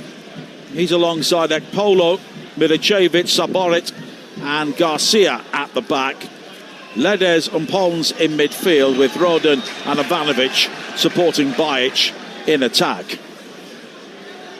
As Palace look to come forward again on this near side with Brennan Johnson, who was not really suited to being the wing back, but he got the nod ahead of Nathaniel Klein, who is on the bench here. Johnson would hope to get into some sort of form before Wales have their World Cup playoffs coming up during the international break, although he's often a curious case in that he often plays better in club football than he does for Wales.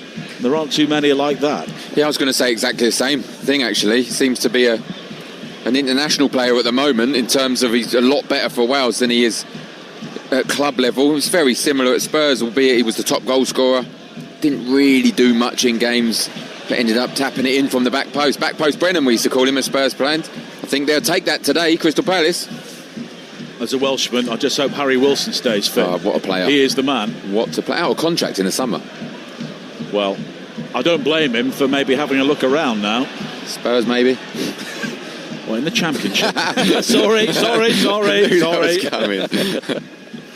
Anyway, Palace coming forward here. 5 minutes into the second half.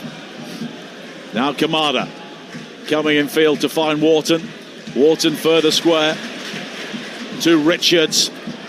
Now finding Johnson with the opportunity to attack Garcia. The cross again is way too deep. One bounce straight out of play on the far side for a throw-in. Yeah, it's frustrating, isn't it? Because we know, we just spoke about, we know he's better than what he's showing at the moment, Brennan Johnson. There was a moment when he almost won a penalty. He didn't even need to go down. He was already beyond. Was it Angel Garcia? Yeah. He was already beyond him. He could have just drove into the box. We see a few substitutions now getting warmed up. Substitutes getting warmed up, I mean. I think they're going to be making changes relatively soon, in my opinion. Well, Palace at home to Leeds on Sunday, but as we've been saying, it's not that the Premier League games don't matter, it's just that this is a much bigger game for Palace at the moment. 10 points away from the European places, 10 points clear of relegation. The reality is they won't be troubling either. I was speaking in one of the lounges before coming on air, and I said the same thing. As a Spurs fan, we put everything into the Europa League. Kind of disrupted our league campaign. But the memories you get from winning that trophy, that tournament, Crystal Palace could do that. They're safe. They're not going down. They're not in a battle. Well, look at last season. Yep. The greatest day for the fans, certainly, in their history. Agreed. I know older Palace fans might say finishing third in the old First Division under Steve Coppell was a massive achievement, but the game's moved on. Yep. They've got a free kick here, which Johnson will take 6 minutes into the second half. And he will try and swing this in from a similar position to the last one. High to the far post, it's nodded back across the face of goal by Gesson. And then Wharton on the volley, that's blocked. Richards will try and keep it alive. The flag's up for offside. And why on earth did Gesson not go for goal then? In fact, it was Canvo with the shot at the far post. I just thought it was a fantastic ball from Brennan Johnson. I just thought just head it at goal. Maybe the defender done enough, gave him a little nudge. I just think he's got to be stronger in there. Get your head to it and head it back towards goal, as opposed to he headed it out to the edge of the box. A real strange decision, that one. Well, that was the ball of the match so far from Brennan Johnson. Excellent. We've talked about his performance, but that was exactly what Palace needed. And they had so many players attacking that. Maybe because there were so many players in field, Canvo maybe thought he would try and tee somebody up, but the goal seemed to be gaping. But maybe the ball's moving all over the place in the wind. It's easier to say from up here. 52 minutes played here on Talksport 2. And it's 0-0 in the Conference League round of 16. And if it stays like this, it could be a very testing night for Palace in Southern Europe next week. AEK Athens now lead at Chelsea by 4-0 as Larnaca have their first shot of the game from Sabarit, but it was well wide. Didn't trouble Dean Henderson, who is having one of those nights where keeping warm is his main concern. It's all too familiar at the moment, these European ties. Against Coops, against Larnaca in the other game. The top three touches of today's match so far, JD Canvo, Chris Richards and Max Lantz-Lacroix. It's been the same. Need to do more. Step into midfield, give another option. 8 minutes to play into the second half. And it's still Crystal Palace 0, AEK Larnaca 0. Wrexham Swansea coming up on Talksport 2 tomorrow night in the Championship, as Gesson tries to poke it through towards Strand Larsen on the edge of the penalty area. And then Strand Larsen tries to lay it wide towards Johnson. Some people around us thought he was foul, but nothing's given. Ivanovic will run the ball clear. Garcia plays it infield, looking for Marcus Rodin, the former Swedish international. But now it's Kamada who plays it forward wide towards Johnson. A good ball as well. There was space in field. Appeals for handball inside the area as it struck Garcia. He claims it hit him on the shoulder. Ivanovic will try and work the ball away. Eventually he goes down under pressure from Richards, but this will be checked. The alleged handball against Angel Garcia. Ivan Bibek is the VAR official, and it hits Garcia on the elbow. I mean, it's hit his elbow. He's made a clear move to it as well. He knows as well. He's putting his hands up. That's a telltale reaction. And they've deemed it not sufficiently enough to give a penalty. No, play continues. Richards will launch the long throw here, which is flicked on at the near post by Lacroix. The right idea, but nobody gambled, and it's gathered by Alamarovic. But it was an opportunity again for Palace. Alamarovic kicks from ground, high up towards the halfway line. It's nodded down by Rodin. Rodin now works the 1-2 with Ioanu, and he tries to bring it forward in front of the Cypriot supporters, who are all on their feet in the Arthur Waite stand on the far side. Plenty of banners in there as well. There's a unique situation occurring with the substitutes, the Larnaca substitutes. Normally they come out as the Crystal Palace are, they're running up and down, they do the stretches. The fitness coach is out with the Larnaca players, and he's set up a little drill, and they're working extremely hard. They're getting up to pace. Crystal Palace players not so much up to pace, and we might see who will make a difference, because everyone's going to be making changes.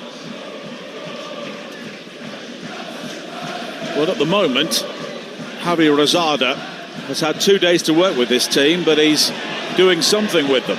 Now Johnson, though, cross into the near post. Alamarovic will claim unchallenged. And he was looking to quickly bowl it out there. It's a good spot from Darren. We can see them all doing a proper warm-up away to this near side. They're not ambling around doing the odd calf stretch. The token gesture calf stretch. Yes. I loved one of those. What we all do before we go out for a run. And then wonder why something goes ping. Now Wharton on the half turn inside the centre circle. Wide towards Johnson. Low ball behind Strand Larsen again, but he manages to make something of it. Wide to the right. And Kamada. He's got support from Johnson. 3 in the area. Now Wharton, his cross though is closed down. The challenge from Per Pons. And here is Canvo again. Wide towards Kamada, maybe a shooting opportunity, but it's further wide to Johnson. The cross low into the penalty area, and it's defended superbly by Godswill Ekpolo, who just did enough at the far post to keep out the header. It was Ismail Assar. It's good play.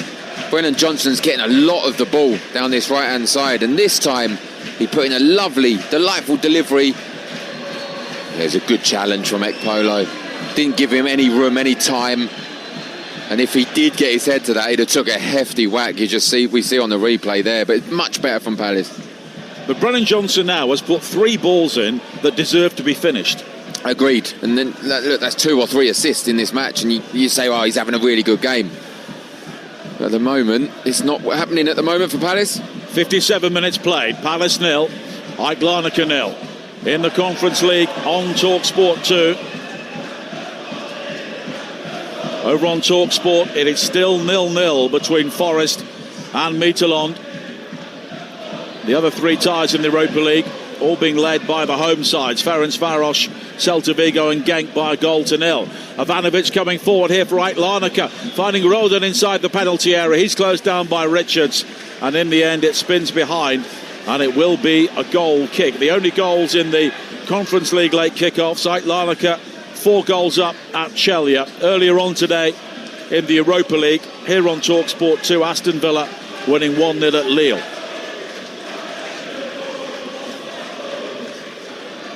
But the AEK Larnaca supporters on the far side, they've got a drum in there, they've got various musical instruments. They're really enjoying their evening in southeast London, because their team once again are doing what they have to do. 0-0, approaching the hour mark. Gesson. And now Johnson. Let's remember that 2 of Palace's 3 wins in the league phase came away from home, as a good ball in from Gesson is parried away by Alamerovic, and then Mitchell challenging Marcus Rodon to win the ball back, and I think it's a soft free kick that's been given just when Palace had the ball in broken play. Yeah, he wins the ball, but another delightful delivery from Brennan Johnson. Alamerovic didn't know whether to come, catch it or parry it. He parried it. It was actually Kamada that made the challenge, and he won the ball. Ended up with Tyreek Mitchell in a dangerous position, and the rest pulled it back and had a word with him.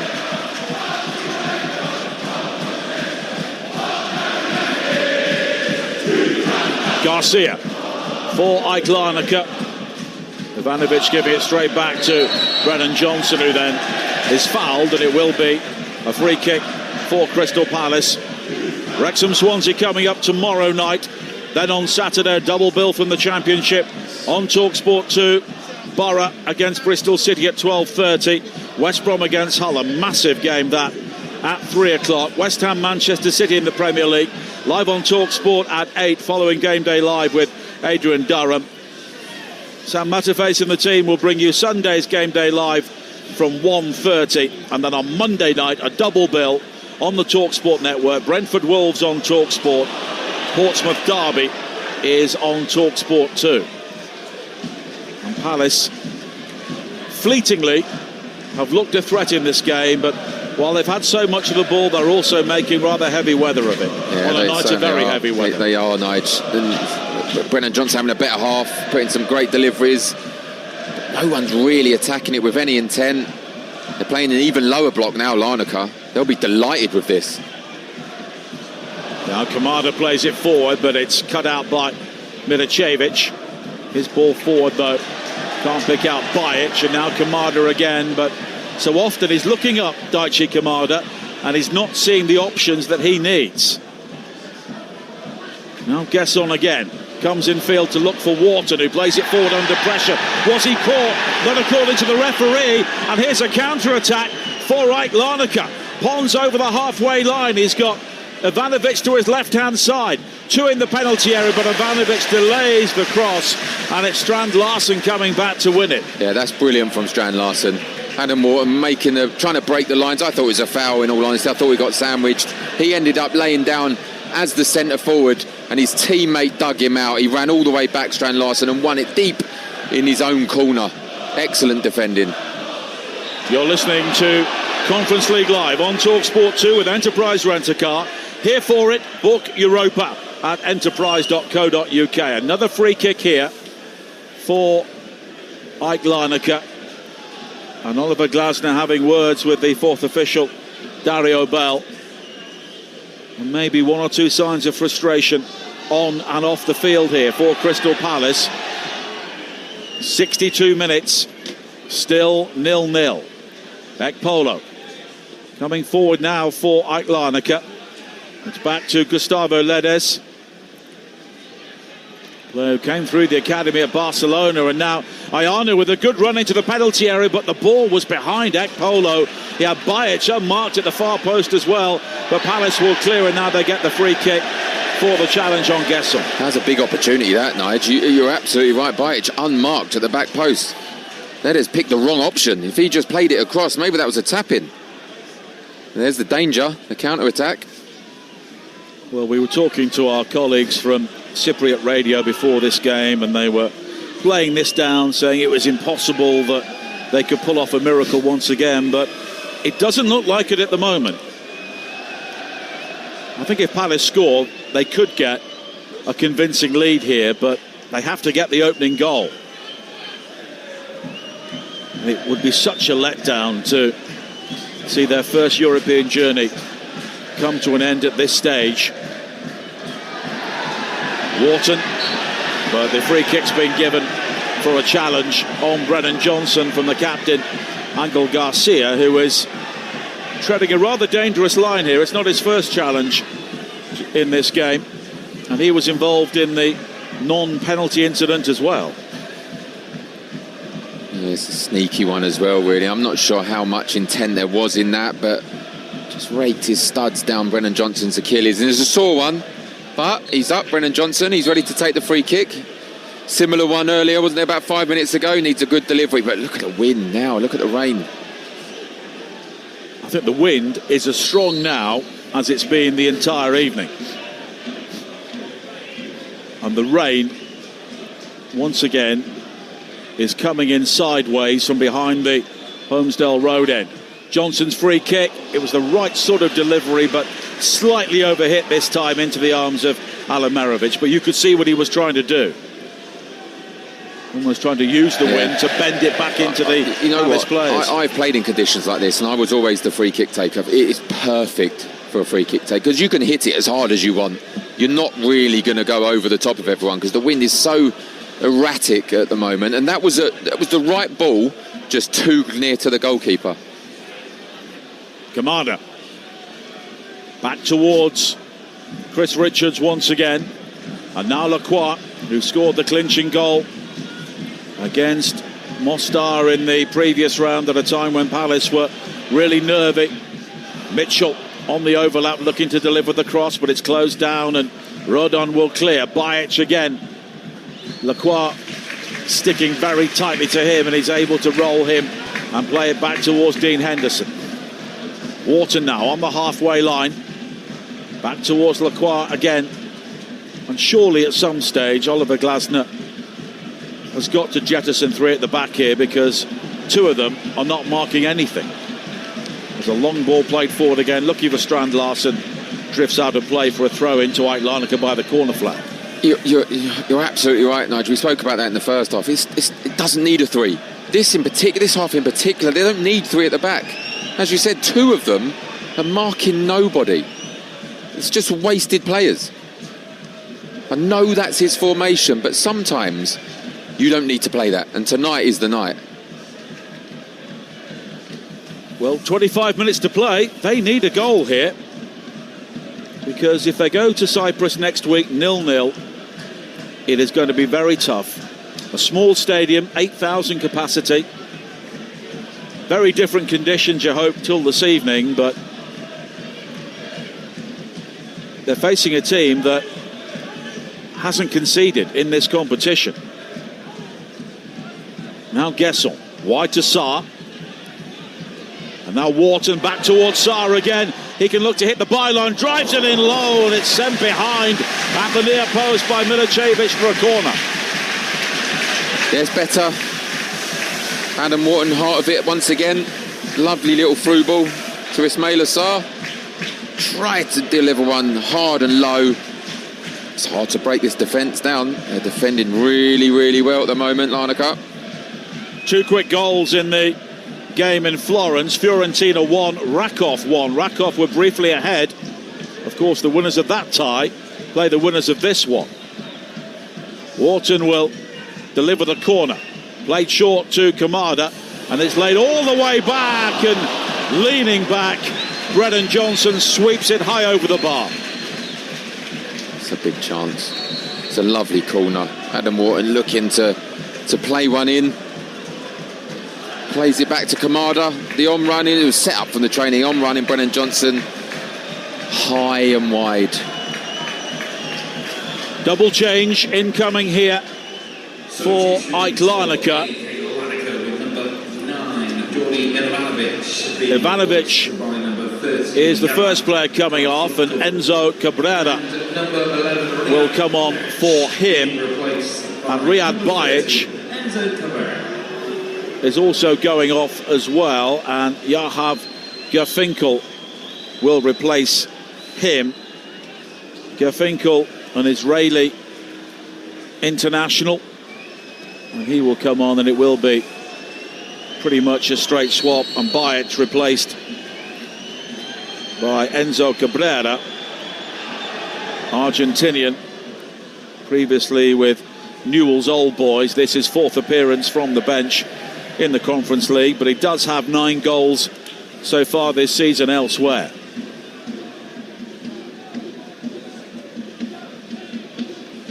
Strand Larsen wins it on the halfway line, back to Wharton, clipped over the top, Saar in pursuit, and it's the goalkeeper Alamarovic who comes outside his penalty area to hammer the ball to safety, and Cabrera has gone up front,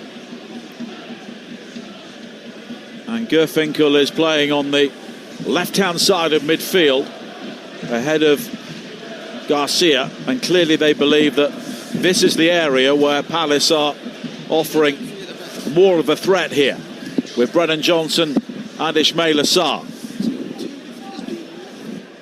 Now Richards back again towards Lacroix, and the 3 central defenders involved again. Canvo, and Canvo will play it forward to Wharton, who's got room to turn, looks for space ahead of him, but it's very, very tight. 2 banks of 5 it must feel in front of him, and now Gerfinkel plays it forward looking for Pons. Cabrera was in pursuit, and for a moment I'm not sure Canvo saw him coming, but he hooks the ball to safety. Yeah, I agree with you. I don't think he did see him coming. Got lucky there, Canvo. Here is Johnson coming forward now. Strand Larsen was taken down late as he clashed with Pons, but the referee allows play to continue. Here is Kamada. Kamada has his heels clipped by Cabrera, and it will be a free kick for Palace, 30 yards out, fairly central. I'd like to say this is a good opportunity. I'm not so sure, looking at this wind that's coming down now and the rain. I tell you what, if you're going to shoot, you've got to hit it hard, I'll tell you that right now. Adam Wharton looks to be setting up. Brennan Johnson might be getting a nod. I'm surprised we haven't seen any movement yet from the dugout for Crystal Palace. Not yet. Inside the final 20 minutes now on Talksport 2. It remains 0-0. And again, there are more players warming up for AEK Larnaca down to our left-hand side. And Wharton is over this free kick. And at the moment, we have to say that AEK Larnaca have done what they've had to do. They've not been pretty at times, but they've been effective. And in European football, sometimes that's all you need. Wharton with the free kick, high to the far post. It's headed away, unchallenged by Roden. Now Johnson, infield to Mitchell. His low cross is blocked. Gerfinkel will try and bring it clear. And now it's played over the top, looking for Cabrera, but Mitchell, of course, is so quick. And it's a good job for Palace he was there, because he gets there before Cabrera and guides it infield towards Lacroix. Yeah, good defending. Done the job for his team, but it's such a waste, the free kick for Adam Wharton. They're looking at the bench, Nige, and they're saying, what do we do? What do we do? You're on the pitch. You're players. Why are you asking how to take a free kick? Such a waste. Richards wide towards Johnson again on this near side, and it's cleared away by Sabarit up to the halfway line. Palace with 10 attempts on goal, 3 on target.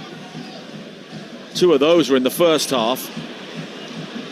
AEK Larnaca with 1 attempt off target, 29% possession, but Cabrera is coming forward now.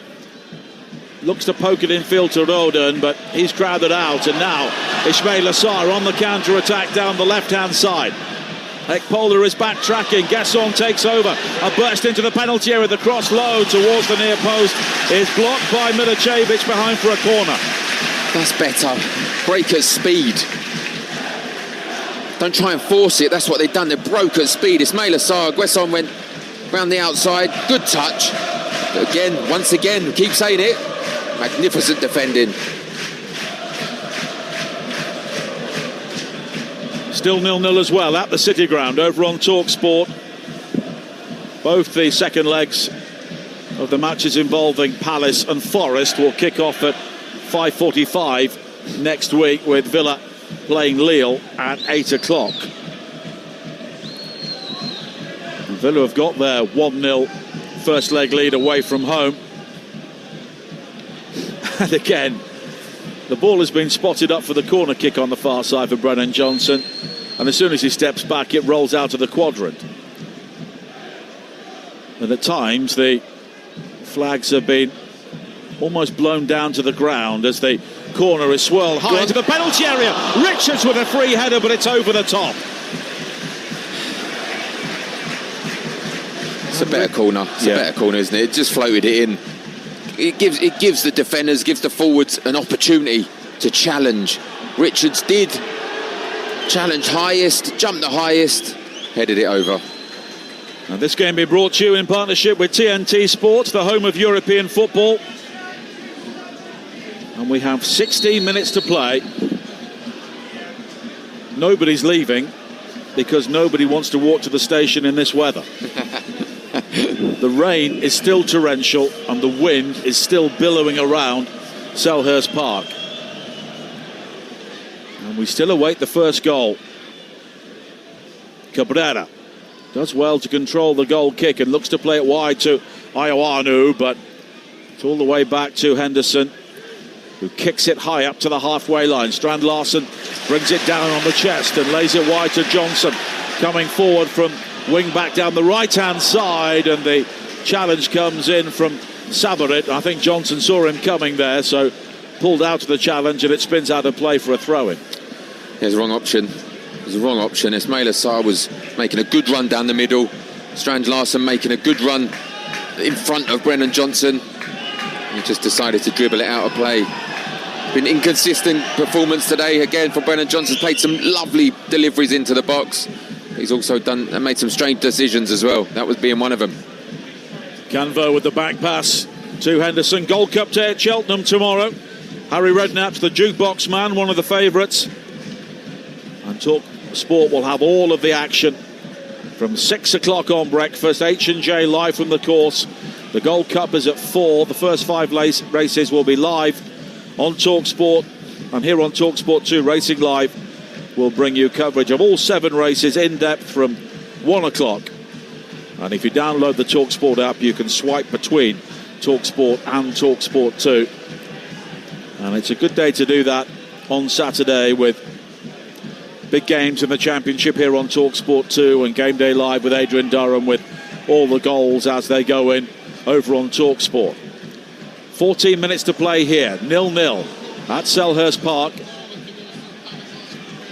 As it's cleared away by Ekpolo up to the halfway line, and Gerfinkel was fouled there by Lacroix, even though Lacroix has stayed down. And it will be a free kick, and here is the return of Jean-Philippe Mateta, and it's a like-for-like swap with Jørgen Strand Larsen coming off.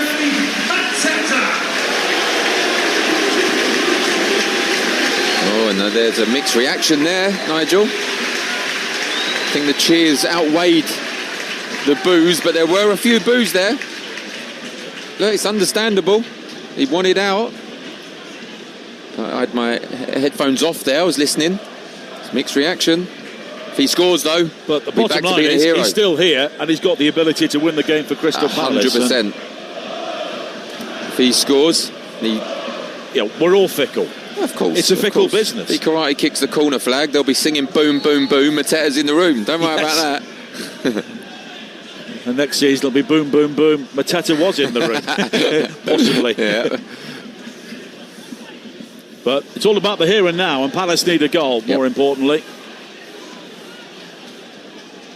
And it'll be a summer of change at Selhurst Park, whatever happens, with Oliver Glasner departing, and that'll be a big decision for Steve Parish and the board to make.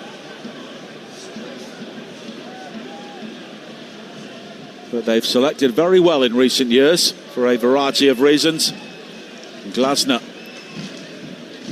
was an inspired pick, and he could still leave as the most successful manager in Palace's history, but a winning goal here tonight would help. 12 minutes to play, still 0-0.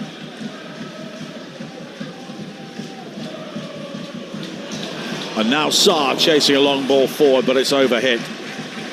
And who would have thought that as we come towards the end of Thursday night, Aston Villa could be the only English European winners this week. That's incredible, isn't it? That is incredible. There's still time, of course. We're ticking into the 79th minute. Yeah, still 0-0 as well at the City Ground over on Talksport. And look, there are tight games next week. Liverpool could come back and beat Galatasaray 1-0 down. Of course, Arsenal coming back home with a draw against Leverkusen. Even Newcastle, they're level. Yep.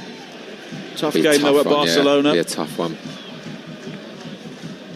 And if you download the Talksport app and go to the live commentary section, you can check what all of the Champions League commentaries are next week and where they are as well in terms of our station. As Gesson brings it forward now, wide towards Sarr, the low cross coming back into the path of Gesson via a deflection, and in the end he wasn't set to receive it. It ricochets off him into the arms of Alamerovic. And Jean-Philippe Mateta was so close to tapping that in from Gesson. And he's got long legs as it is, but he needed an inch or two longer. Still 0-0. It would have been a first touch from Mateta, player who scored Palace's first ever European goal in the playoff round against Fredrikstad back in August. 10 goals so far this season, but his form and his goal scoring output has really mirrored the way Palace's season has gone. Of course, they were fourth at the start of December, then 3 points in 9 games, but it's 3 wins in 5 since that run, with the victories against Brighton, Wolves and Spurs. But a free kick here, close to halfway for AEK Larnaca, and it's played in high by Ledes. Cleared away initially at Polo. Plays it wide to this near side, looking for Garcia, but he just slips. Has a quizzical look at the pitch as he gets up, but it will be a throw-in for Palace. And once again, the coach, Rosada, is using the full extremity of his technical area and beyond. He had his step counter on. I'm sure there'll be a lot on there. Works hard on his team. Not the best night to be wearing those shoes, though. A bit wet underfoot. Although Oliver Glasner has the bright white trainers on as well, with the dark black trousers, as Palace have a throw-in. And Mateta is just having words with the referee here. Mateta and Sabaric were just in direct opposition for a moment, and once again, in his rather unfussy style, the referee sorts it out and gets the game moving again. 9 minutes to play. It almost broke kindly there for Rodon in the midfield area, but Palace will try and break, but Canvo's given the ball away. And now the break for Ioanu down the right-hand side, but he holds on to it. The challenge comes in from Kamada, and in the end, Canvo is able to gather again. Now Gesson steps away from Cabrera, who maybe just caught him, but Palace are keen to get on with things here. Richards over the halfway line. Back towards Lacroix. And Mitchell in support of Sarr. Mitchell now finding Sarr. And he tried to work it back towards Mitchell, but Ioanu with the challenge, and it will be a throw-in for Palace, level with the edge of the penalty area. And once again, Richards is heading over to the Arthur Waite stand for the big one. They're running out of time, Nige. They seem to be running out of ideas. Might come from this. It might come from a long throw-in. Mateta getting involved once again. 8 minutes to play. Richards just drying the ball on a towel on the far side. And he will try and deliver. Another huge long throw here as Crystal Palace strive for the opening goal. In towards that near post, and it's one bounce straight out of play. A massive anticlimax. It's a goal kick. And people could hear you sigh on the microphone there, Darren, because again, there's no inspiration, is there? There's not. there's no inspiration. Nothing is happening at the moment. I'm looking down to the substitute bench. Maybe Yeremy Pino could go on, inject a little bit of creativity. I know it's difficult conditions. We keep mentioning that, but it's not been good enough for Palace. Forest are a goal down at home to Midtjylland. Very late in the day there, as a cross into the penalty area from Garcia is gathered by Henderson. So Midtjylland heading for their second victory at the City Ground this season. That was under Postecoglou. Since then, Dyche has been in charge, and now it's Pereira. Still time for another. Absolutely. Well, there were late goals in the first game, weren't there? Yeah. I meant another manager. Oh, yes. Sorry. Yes. Jo Gi-sung with the opening goal. And there are just under 10 minutes to play at the City Ground. 6 minutes to play here at Selhurst Park on Talksport 2. Johnson. Infield again towards Wharton. A hopeful ball back to Johnson, but Garcia saw it all the way. Plays it in field, and it's cleared away by Milicevic up to the halfway line. And now it's brought down by Ledes, long over the top, giving Cabrera the opportunity to chase, and in the end it's all the way through to Henderson. But they've defended deep, they've done lots of defending, but I wouldn't say at any time AEK Larnaca have defended desperately. No, they haven't. They've created a couple of opportunities, Crystal Palace, haven't they? Guesson with probably the pick of them. Ismaila Sarr's had an opportunity, but the defending has been really, really good. Now Wharton looking for Sarr inside the penalty area, low into that near post. Mateta can't get there because it's a brilliant challenge by Milicevic to lunge in and put the ball behind for a corner. Exactly what we was just talking about, the defending. This one actually did need a good defending. Last ditch for Milicevic. It was brilliant because it could have gone anywhere, could have been an own goal. It was heading towards Mateta. And Milicevic just cleared the ball at the front post. Brilliant. Corner kick. Swung into the near post from Wharton, and in the end, it is overhit. Skips beyond Kamada on the wet turf, straight out of play. And one or two people shrug their shoulders and head for the exits. They've seen enough, a lot of them. Well, it's been a disappointing night, and there have been one or two disappointing performances here. Yeremy Pino will be coming on for the final moments. Of course, they were beaten here. There's a free kick's been given for a challenge on Wharton, or by Wharton. He needs to be careful because he's on a yellow card, and now changes for both sides. And AEK Larnaca first. Haralampos Kyriakou will come on for Marcus Rodon. That's a straight swap in midfield. Kyriakou, veteran Cypriot international, and Angel Garcia will make way for Robert Mudrazia, the Croatian on loan from Dynamo Zagreb. And Garcia is just taking his time before leaving the field of play with Rodon. And Yeremy Pino comes on for Brennan Johnson. Crystal Palace with number 11, Brennan Johnson, replaced by number 10, Yeremy Pino.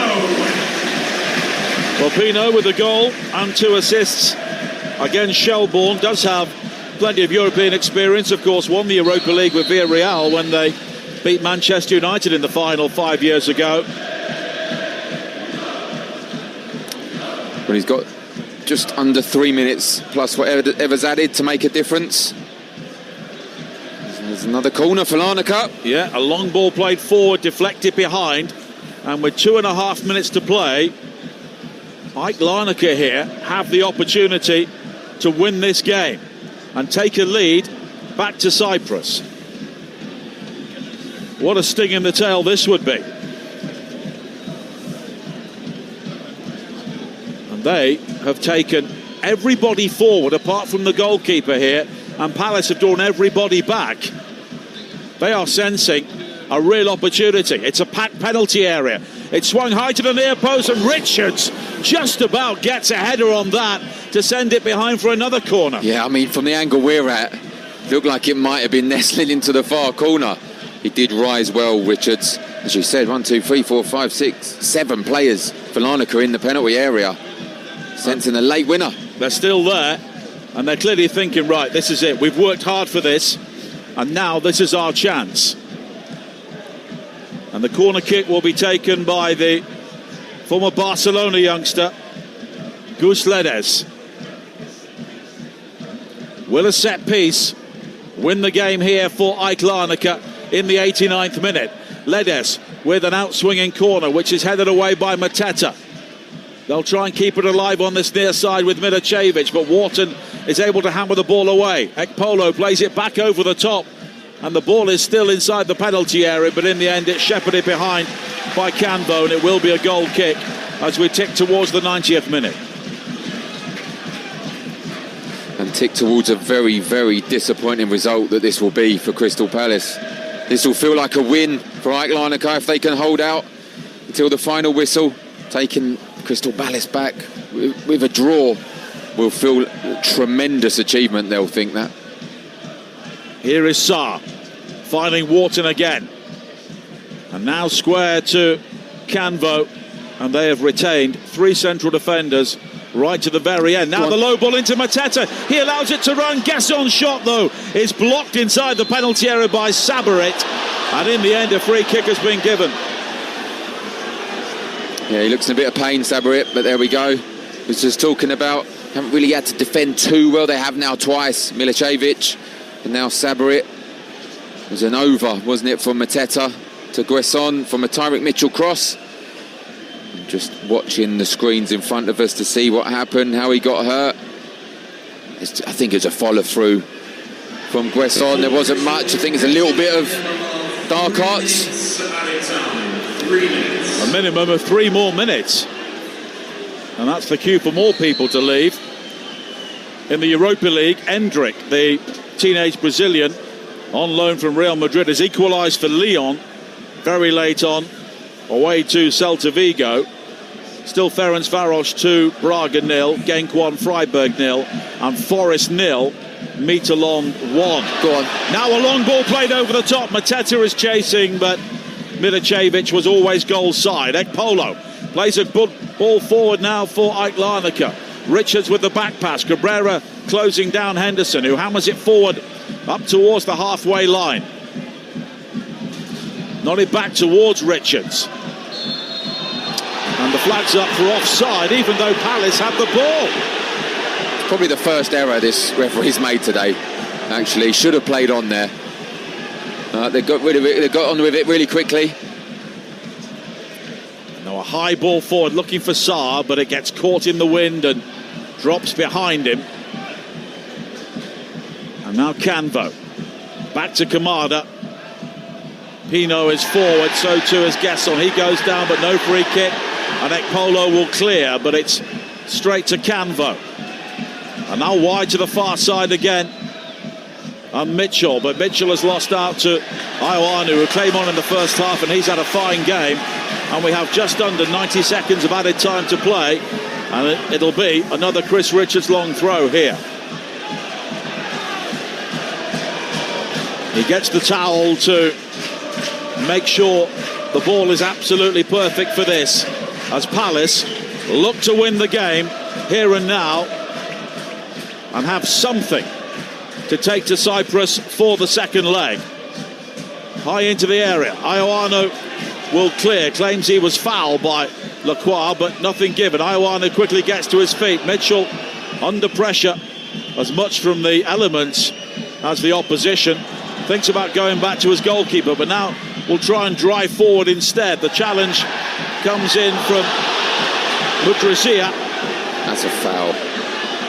And it's a throw-in when really Palace should have had a free kick, I think. Yeah, I think it's a free kick. I mean, it's a long way away from us. You can always tell by the reaction of the player and the supporters. Again, he's had a good game, Igor Pachac. 2 errors, really quick succession there for me. Barely seconds remain. in what's been a frustrating night here at Selhurst Park. I like Larnaca, look like they'll finish the game inside the Palace half. They will be delighted. Their fans are delighted because that is it. And you can hear the boos around Selhurst Park. Crystal Palace not making the most of the opportunity here tonight. AEK Larnaca have ground out a goalless draw to take to Cyprus for the second leg next week. And on the night, Palace have not done enough, and they've not been good enough. I'm sat here, Nige, shaking my head. I'm bemused of that performance. In a huge evening, let's face it, a huge evening. Yes, they might go away to Cyprus and get the win. But with the situation as it is now around the place, around Oliver Glasner, the mood's a little bit negative. They really wanted a lift. I know they got it against Spurs in the last game. They really needed a lift, the supporters. And you heard the reaction at the end. And it was justified, by the way. There was boos at the end and it was justified. It was... they just didn't do enough. Throughout the whole game, they didn't do enough. And I'm really... I'm disappointed with what we've just watched. It was a real frustrating watch. That they had opportunities. Quaison had an opportunity. Tyler Mitchell had an opportunity. But all in all, they didn't do enough for the win. Because as we say, AEK Larnaca go over to their fans. They'll be delighted. They worked incredibly hard, but it wasn't backs to the wall, was it? It will feel like a win for them. It will feel like a win for Larnaca. Coming away to Selhurst Park, Crystal Palace, and getting a draw. I said at the start of the game, before the game, in the preview, that you don't want a narrow lead taken back to Cyprus. They didn't get that, Crystal Palace. 71% possession in this match, Crystal Palace. 13 shots to 1 for Larnaca. That's the game plan Larnaca had, and it's worked. It was identical to the first game, Nige, apart from Larnaca didn't score on the counter-attack. Very, very disappointing for me. Well, time now to pick our man of the match with today's game with Enterprise Rent-A-Car. The Here For It hero on Talksport 2 with Enterprise Rent-A-Car. Whatever it is, we're here for it. And Darren Ambrose, difficult to pick a Palace man of the match. I think, if anything, you look at some of the Larnaca players. Yeah, it's not going to be a Palace player. And it's the first game that I've done here that I haven't picked a Crystal Palace player. I really wanted to. I really wanted a match winner at the end. Wasn't to be. There was some heroic defending to a certain degree at the end. Milicevic, brilliant. Sabarit, really, really good. But look, he made 2 fantastic saves. So for me, Alamerovic really deserves the man of the match, and I'm gutted it's not a Palace player, but well done to Alamerovic. Zlatan Alamerovic then, our man of the match, here for it with Enterprise Rent-A-Car.